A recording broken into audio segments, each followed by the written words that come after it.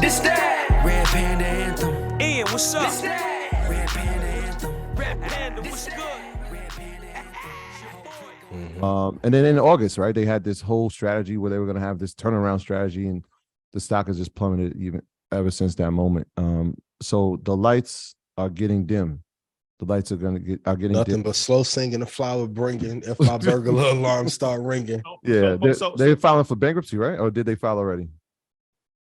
I'm not sure. It's on the So way. from an educational standpoint, why is it not? Because of course, if you listen to Market Mondays, then you might be, not willing to. But there's always going to be people. It's appealing because it's human nature to say, okay, this stock is $1.60.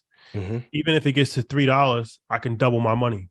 And it was at $30 at one point. This is how people think. Mhm. So Yep. bigger than just this. Why is this an example of still don't buy something, even though it's 95% off of its high and it's $1, and you're Great thinking, question. okay, I just get in real quick. Even if it goes up 80 cents, I'll make a lot of money. Like, why should you not take that approach? Okay, so let's say I play for the New York Knicks, right? And I come off the bench, and Julius like, "Yo, shoot every shot you want." But I'll tell you, since 2015, I've only had 7 good quarters since 2015. You kicking me to rock at the top of the key to shoot the ball, you keeping me on the bench. So when I'm looking at the chart now, Bed Bath & Beyond literally has only had 7 quarters since 2015 where they were going up. They've been sliding since then. Can you get in at $1 maybe and it rides up to $2? Maybe. But even that, the mathematical probability of it happening is very low. And let's say, even if you get to, and let's say it gets pushed up, what's the chances you're going to be able to get your money out first? It's been a lot of rug pulling happening as of recent. And even when everyone was like, the institutions are being taken over by the short sellers and the little people are going to take, where did all that AMC action go? And I, as someone in Red Panda, I had a friend in Red Panda make almost $500,000 trading AMC up and down.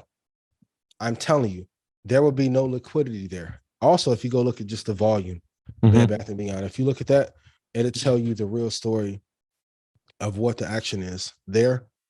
I know it's fun to gamble. I used to think that way when I was first getting started, but if you're guessing and hoping that, more than likely it's not there. If we look right now, if I'm looking at a monthly chart, let me go to delete it, be more fair. It's not even 1 million shares being traded. It's dead. It's Yeah. dead. I would say, like, especially like when we were teaching young adults about how to read like stock charts, I would just simply like, let's look at a 2-year chart, let's look at a 5-year chart, let's look at a 10-year chart. And we always talk about if your mounting is ascending, if it's going up, that's probably a company you should probably do a little bit more research on. If there's one that has just gone, I mean, if you look at the 10-year, we're talking about from 82 down to $1. This is something that is obviously trending in the wrong direction, just from an observational standpoint. Homework assignment for those of you in Montclair: go to a Bed Bath & Beyond tomorrow and just stay an hour and go live and see how many people come in.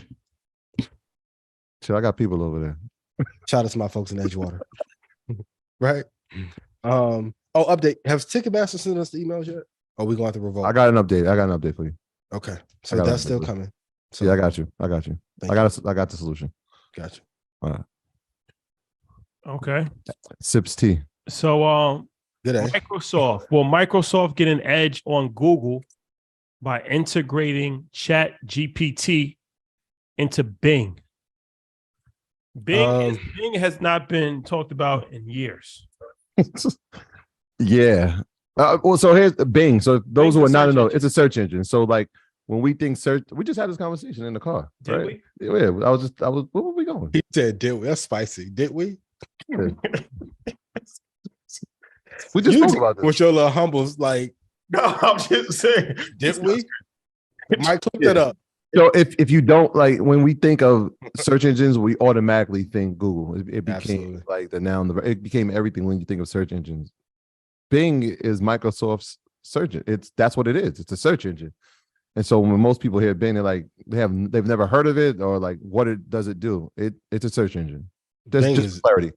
Bing is trash, yo. I love Microsoft. If it's one product that went wrong for them, that was it. That's from the Balmer era when they were like trying to chase everyone. I don't think they'll get an edge on Google by integrating ChatGPT, but I am really interested to see what they do with their data and how they're able to problem solve it. And it probably will pop up in Azure and maybe Mhm. two others.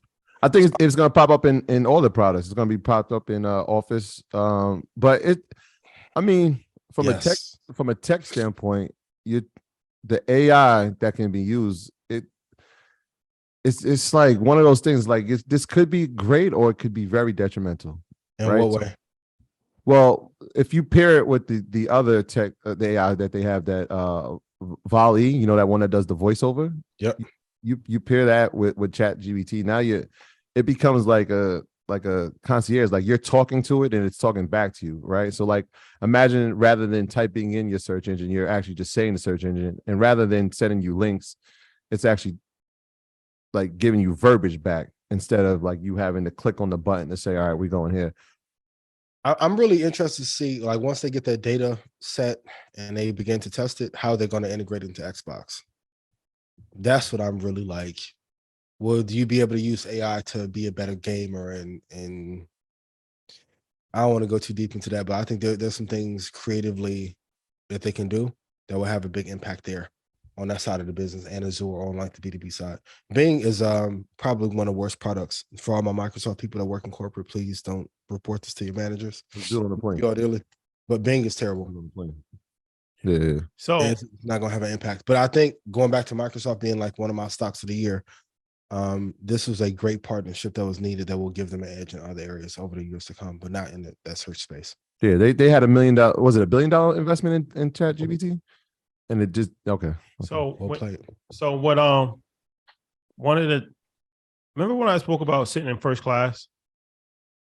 And I said, like, the guy Lower your tone in your voice so they don't think you're elitist, because you can't do the $500 date and no middle class and the first class. No middle class. Yeah. even the term middle class, that's kind of crazy. I never even thought about it like that, right? It's weird, right? Who wants to be in the middle of a plane? Comfort seats. Not fun. Comfort plus. Economy plus. Well, Comfort plus. we met a guy who he said he sits in first class, not necessarily for the comfort, but for the networking. And he's in the Sky Lounge and he's in the lounge. The lounges matter. And the lounge is going crazy, right? So yeah, this is interesting. So we're in Atlanta the other day for a day trip, and we're headed back to New York, and we're in first class.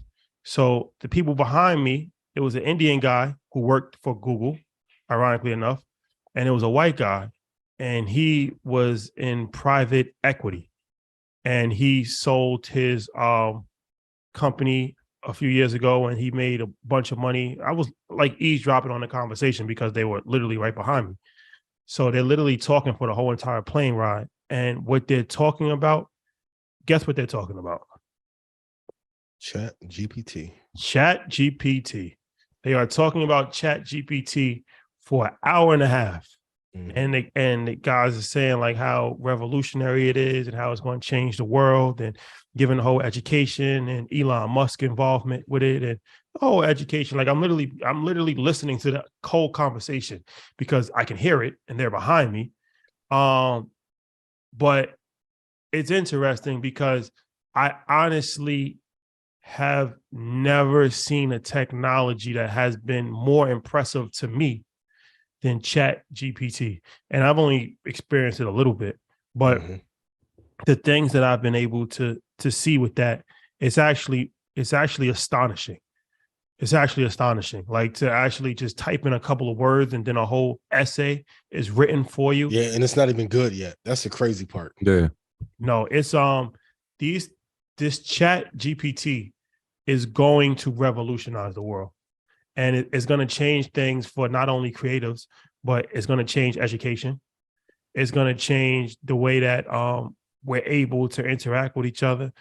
And whoever kind of gets a stronghold on it is going to have a tremendous advantage in the space. So I say that to say, if Microsoft is I went Bing, of course, is nowhere near, a search engine that anybody uses. But the fact that they even already thinking about Chat GPT and trying to integrate it in a different service is extremely forward thinking. And it lets me know that, okay, they're not just thinking about Bing. What else are they trying to integrate it with? Mm-hmm. Are they trying to integrate it with LinkedIn? Are they trying to integrate it with Office? Yeah. Chat GPT is going to be amazing if it gets integrated with Microsoft Office. Absolutely. That's what I'm saying. You thinking from a standpoint where it's like they're doing like what we saw was like I gave it a word and then it created a host of. Imagine when you have Microsoft Word and you're using Chat GPT on that. Yeah, And actually One-stop shop. business to government or B2B Oh my gosh. level AI. And at any point, we have to have a conversation on if Elon is getting too powerful. Because if he has Tesla and he's a primary investor in ChatGPT and Twitter and Neuralink and Starlink and Hyperloop, Elon may become one of the most powerful dictators we've ever seen in the American landscape if he gets all these projects to work. And I know some people are going to say I'm a conspiracy theorist, but if I can take all the data from Twitter and I can run it through ChatGPT and run all these models and sequencing and have Neuralink work out. Starlink's a fucking amazing product as is, right? In about 10 years, he is going to be the real life Iron Man. He already is. But if you somebody said in chat, like if you combine Chat GPT with Microsoft Word, game over. Game over. This that Red Panda Anthem. Ian, what's up? This that Red Panda Anthem. Rap Panda, what's This good? that Red Panda Anthem. Your Whole boy. clip going up. I know they can't stand it.